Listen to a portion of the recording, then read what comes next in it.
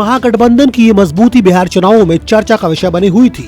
महागठबंधन की इस युवा जोड़ी से लोगों को काफी उम्मीदें थी, लेकिन अब इस महागठबंधन की मजबूत नींव हिलने लगी है और इसका कारण है बिहार में 2 सीटों पर होने वाले उपचुनाव। कुशेश्वर स्थान और तारापुर सीटों पर दोनों ही पार्टियां चुनाव लड़ना चाह रही हैं।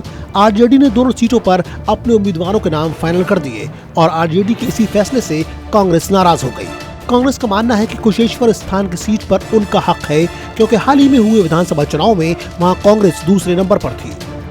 कांग्रेस इस कदर नाराज है कि उसने आरजेडी को कुशेश्वर स्थान सीट से उम्मीदवार का नाम वापस लेने का अल्टीमेटम दे दिया है और कहा है कि अगर नाम वापस नहीं लिया गया तो वो भी दोनों सीटों पर अपने उम्मीदवार उतारेगी।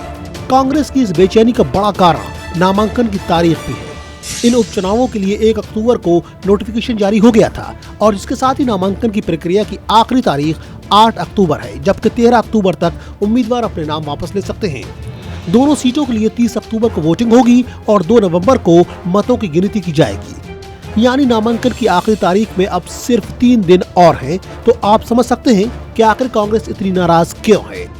बिहार में इन 2 सीटों पर होने वाले उपचुनाव में एलजेपी के चुनाव चिन्ह पहले ही फ्रीज कर दिया गया है और महागठबंधन की 2 बड़ी पार्टियां उम्मीदवारों के नाम को लेकर आपस में ही घमासान करने को तैयार हैं। अब देखना होगा कि क्या आरजेडी गठबंधन धर्म का पालन करती है या फिर उसे चुनावों में एनडीए के साथ साथ अपने ही गठबंधन के साथी से लड़ना पड़ेगा।